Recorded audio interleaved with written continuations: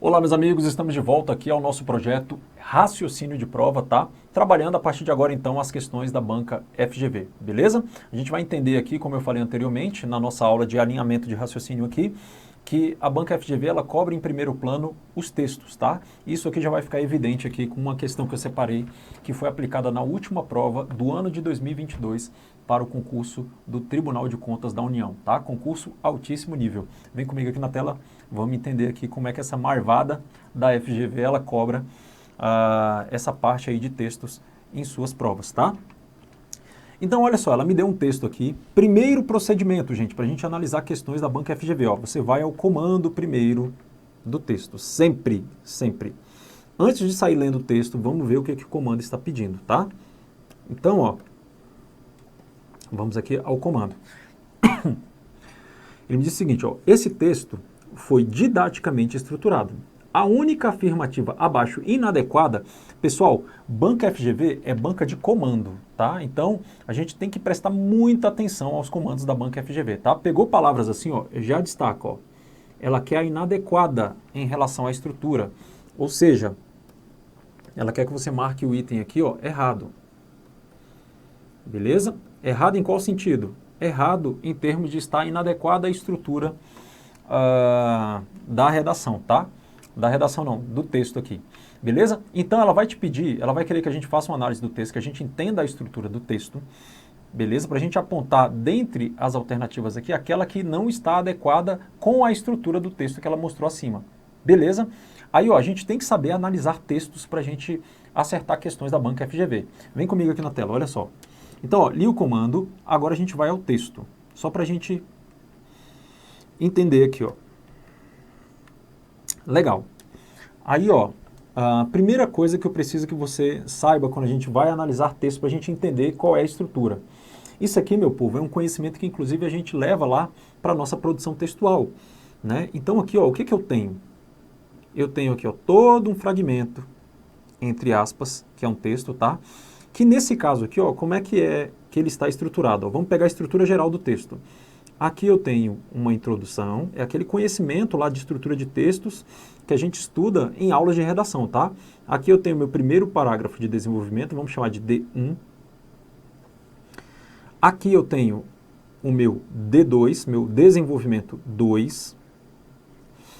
Aqui eu tenho o meu D3. E por fim eu tenho a minha conclusão.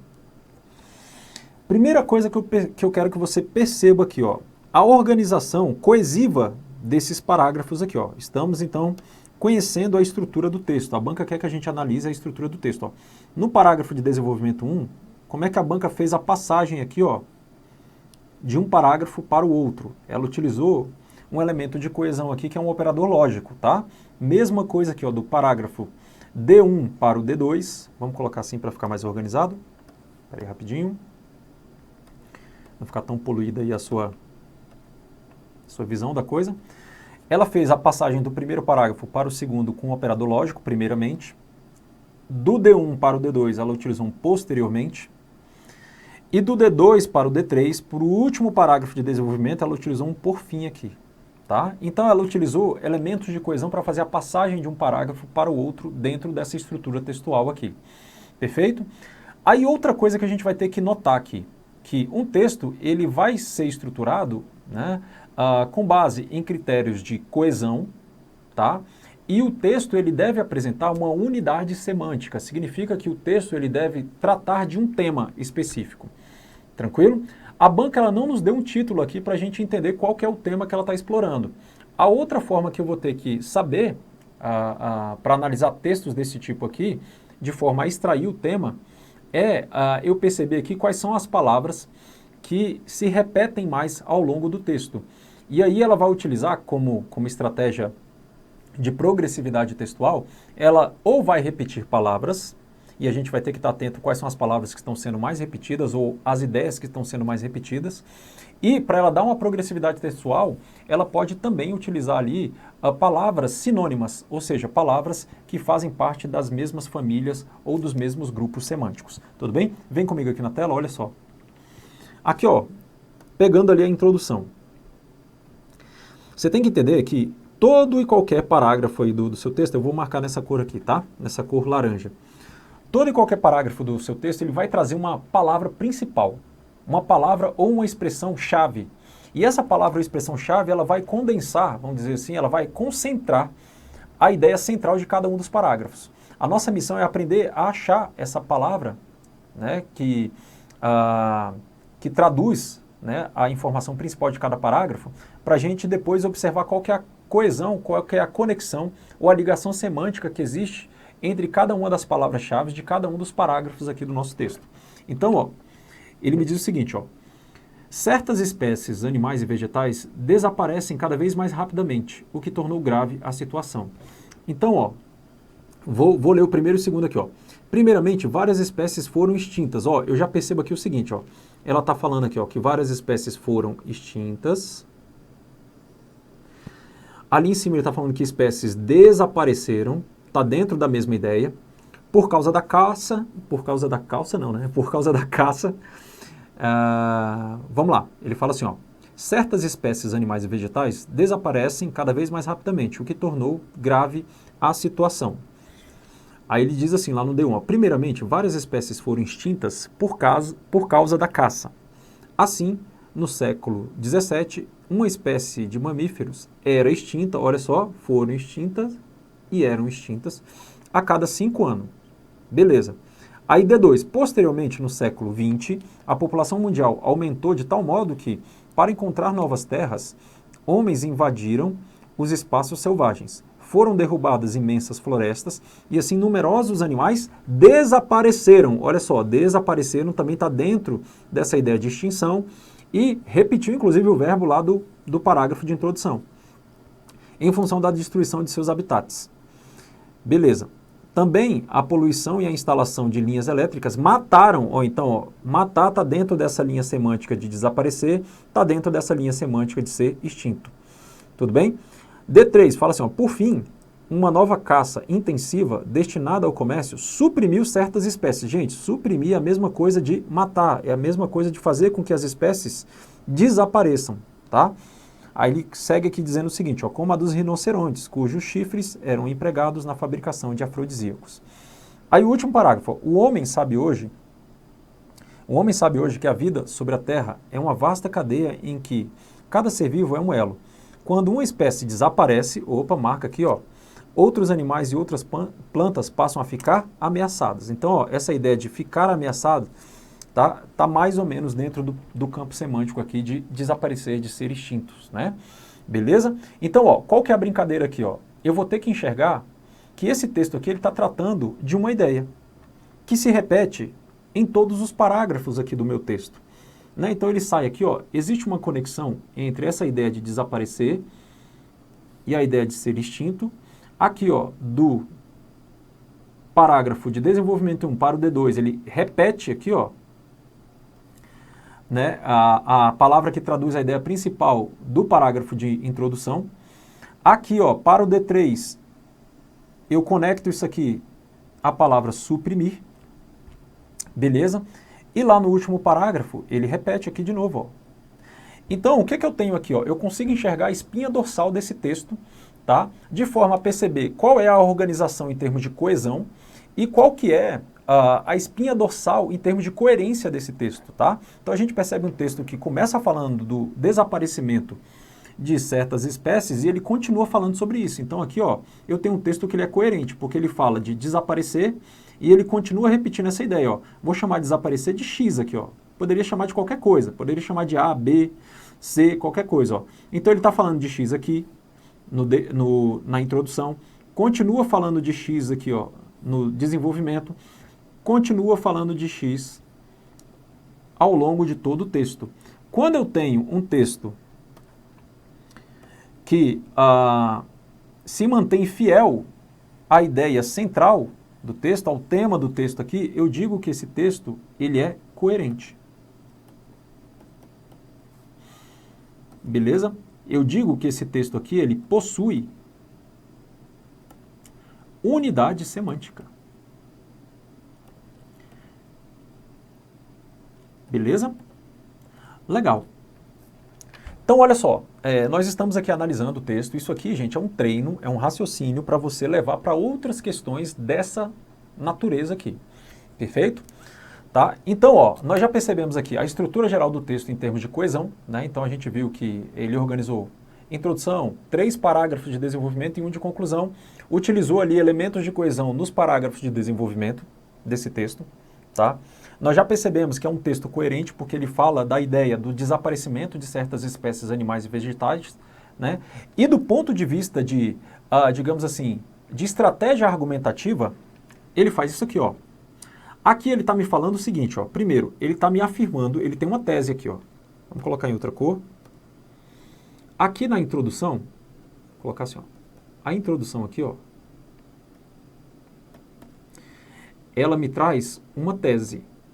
É um posicionamento. Beleza? O que é a tese, gente? A tese é um posicionamento. É um ponto de vista. É um posicionamento. E qual que é o posicionamento dele? Tá? Ele está defendendo aqui, o autor do texto, que certas espécies, animais e vegetais, desaparecem cada vez mais rápido. É isso que ele está falando. Ó.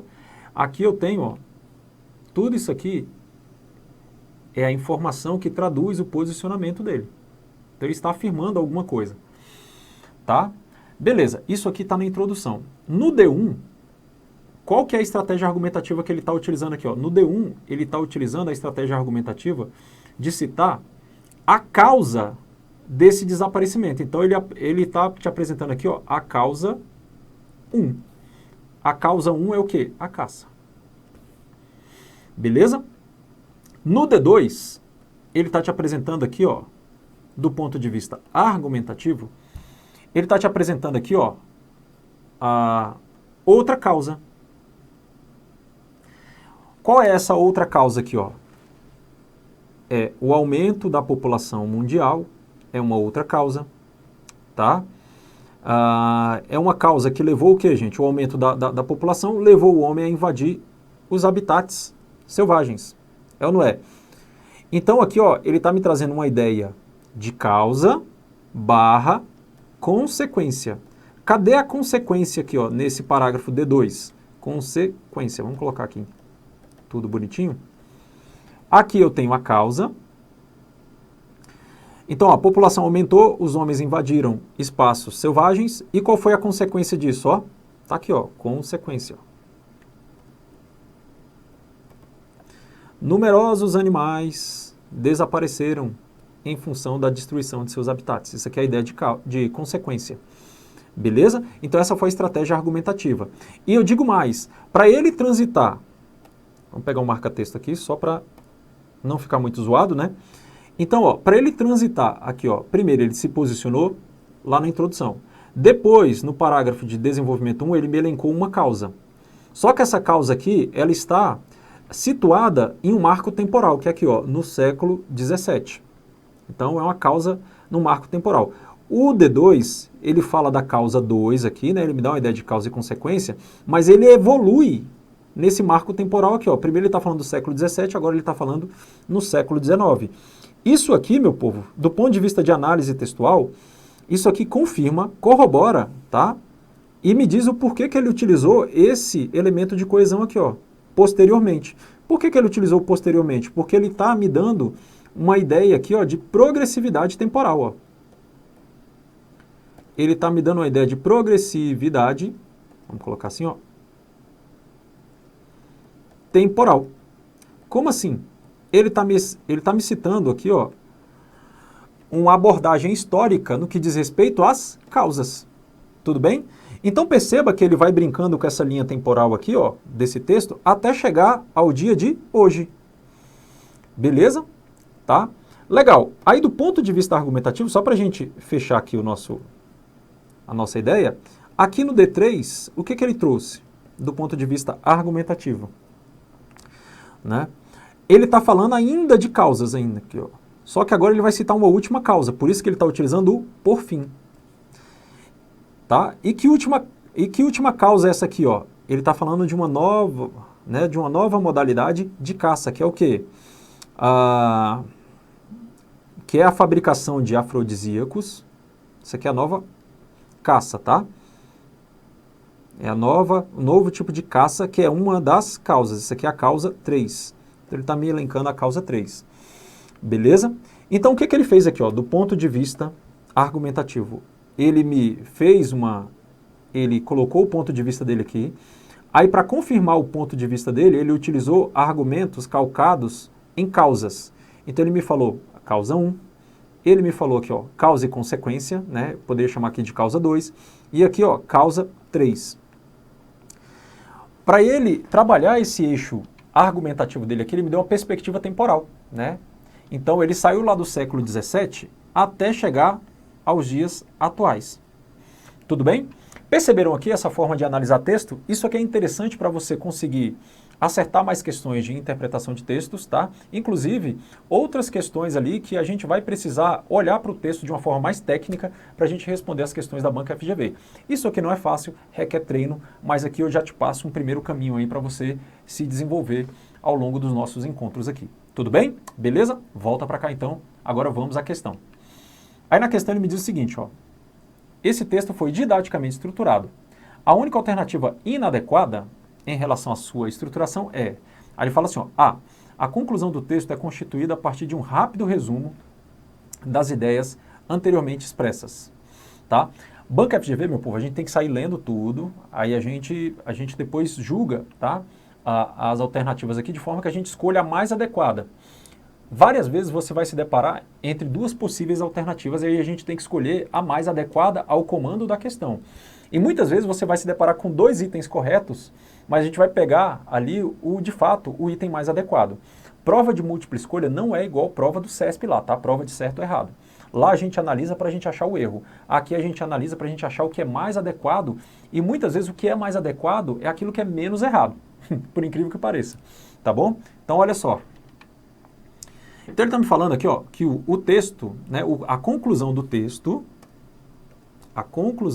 vamos colocar aqui uma coisinha vermelha, ele está falando aqui, ó, que é constituído, ou seja, que é criada a partir de um rápido resumo. Será? Vamos olhar. Então a conclusão está aqui, ó. Rápido resumo, tá? Então aqui ele está falando da conclusão. Meu povo, olha, a gente já sabe que esse texto, ele faz uma afirmação. Aí ele cita 3 causas, né?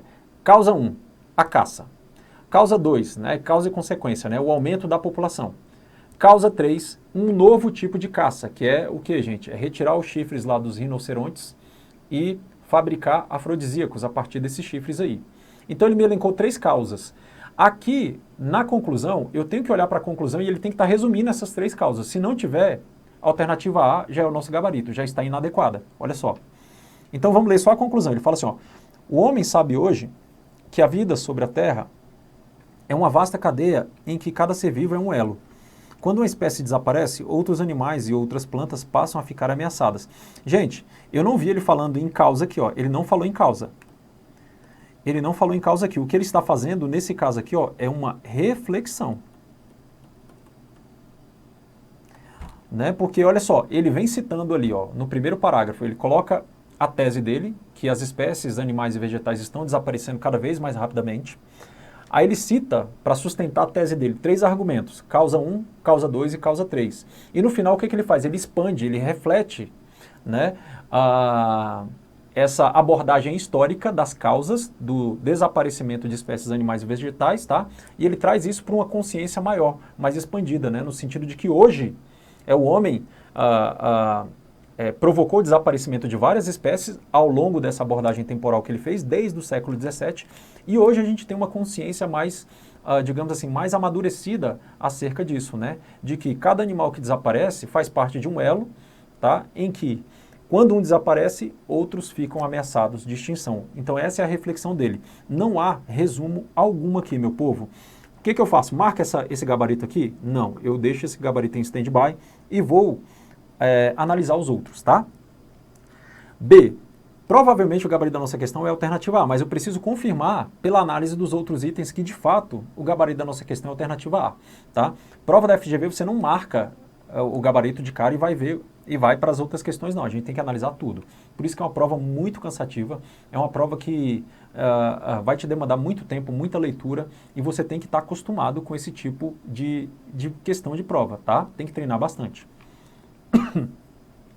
Então ele me diz o seguinte aqui, ó.